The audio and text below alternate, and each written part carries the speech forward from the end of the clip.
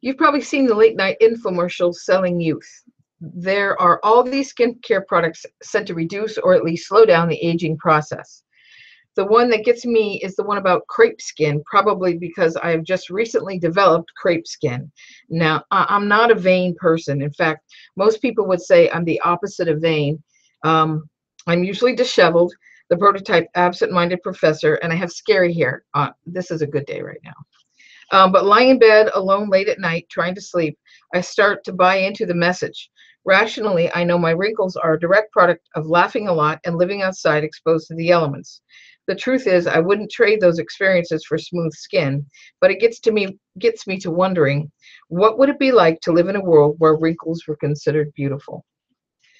Snakes don't get wrinkles. They shed their skins for new ones regularly. Birds don't get wrinkles. They molt as the old feathers are replaced with new ones. Mammals, on the other hand, keep the skins in which they were born. We do shed dead skin cells, but the true skin remains. Getting comfortable in our skins is probably really good advice. Elephants also get wrinkles. Theirs are much worse than ours, so there is something to be grateful for.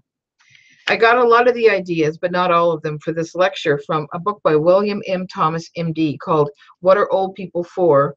How Elders Will Save the World, published in 2007 by Vanderwyck and Burham in St. Louis, Missouri. It's a great book full of original ideas, and I highly recommend it. Franz Kafka wrote the book Metamorphosis when he was a young man. In the story, the protagonist, Gregor Samsa, wakes up one morning to find he is turned into a cockroach. The body to which he was accustomed, in which he took great pride, had been snatched away from him, and in its place, he's left as a hideous monster. The story can be a good analogy for aging. Samsa is overwhelmed with the idea of what he has lost, and he takes to pathetic thrashing about. We feel sorry for him, not because of the monster he has become, but for the fact that he fails to adapt. It's true that aging takes away our physical prowess. Old people do not and cannot run faster and jump higher than when they were 19 years old, which is my magic age. But they can and do outperform young people in many ways. Researcher Laura Carstensen identified 4 ways that our emotional functioning increases with age. First, older people are less likely than younger people to experience persistent negative emotional states. They have the experience and the knowledge to pull themselves out of the blues. Second, older people are found to be better than younger people at regulating their emotional states. They are less inclined to the amygdala hijacks of youth and the rapid cycling of adults.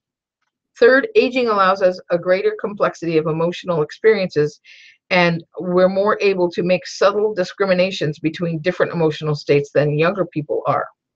And finally, older people are more able to experience poignancy. Poignancy is the experience of you're experiencing positive and negative emotions at the same time, such as feeling contentment and while also feeling a sadness. This can be compared to the subtle shifts in tones that an artist can discern in color. Imagine you are with a group of friends enjoying a good meal and even better conversation. After dessert, you linger over coffee and tea. There's a break in the conversation and you say, I have discovered an ancient path to human development that is all natural, subtle but transformative, and requires decades to experience fully. Only mature adults can sign on. The young are unprepared to accept what is to be offered. Everyone is excited and interested, so you tell them about aging. First, aging requires life.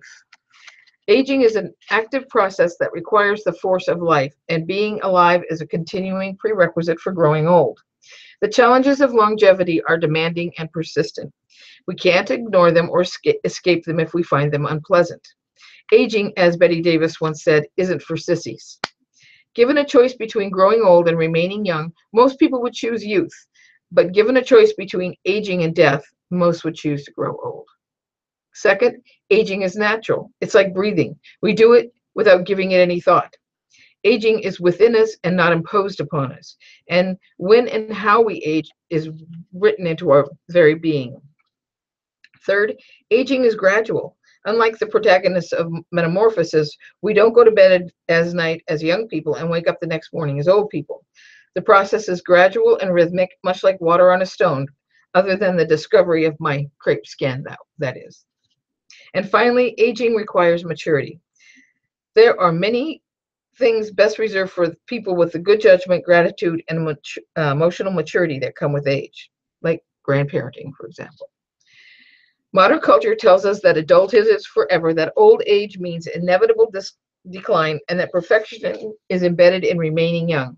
These are epic lies that stand between all the propaganda against aging and longevity. The truth is, old age is challenging, difficult at times, but it is essentially because it teaches us how to live like human beings. Barry Barkin gives us a live oak definition of an elder. An elder is a person who's still growing, still a learner, still with potential, and whose life continues to have within it promise for and connection to the future. So what does it mean to live as an elder? How can elderhood shape the future we all share? What are our most important functions, and what does it offer us, young and old alike? A few years ago, I was presented an Elder in Making award at a teaching conference. I was still pretty young then. I had not yet given thought to the eventual changes aging would bring. I didn't yet have crepe skin. My first thought was that I was very honored that these outstanding people saw something in me worth pointing out. And then I began to worry that there would be an entire new set of tasks attached to the role. And that's when I started looking at and preparing for my eventual elderhood. The physical changes that come with aging make conflict, armed or otherwise, worthless to the old. We simply cannot prevail against a young person in a physical battle. But while it might be difficult on a personal basis, it serves society as a whole because it allows elders the freedom to bring their unique interpretations of problems to the table and to tackle the tasks of peacemaking, wisdom giving, and creating legacy. Peacemaking is a delicate task that can be mastered only through practice. One must first make peace with the self, within the family, and then the world. We live in a world made for and made by adults, and a world where elders and elderhood are pushed to the margins of society. Modern digital society would be well served by the restoration of the elder's voice in public life. It's important to distinguish between a society guided by elders and a society governed by elders. The technical term for the latter is gerontocracy. Gerontocracies have proven throughout history to be rigid, risk-averse, and largely incapable of the kind of vibrant creativity essential to healthy human communities. Sparta was the first and foremost gerontocracy. The elder-guided society is, and should be, run by the vigorous adults of the time. Elders then intervene at critical points to urge the adults to take into account perspectives that are too easily ignored by those gripped by the fever of rank and wealth. The Iroquois nation is the best example of this arrangement. We live in a place and time that allows old people to disappear from social life and then leave this life without being known by others. Every human life has or should have a legacy.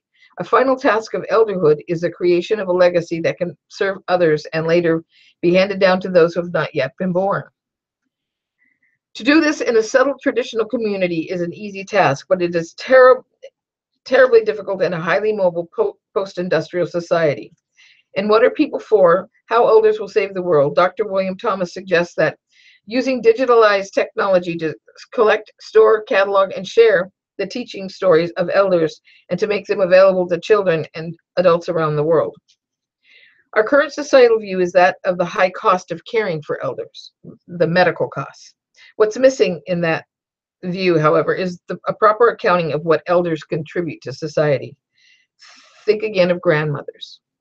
In order to transform society, elders themselves have to tap into their inner wisdom and be willing to act on that character. You can't find wisdom by changing what you see or by changing what you do. You can only find wisdom by being willing to change who you are.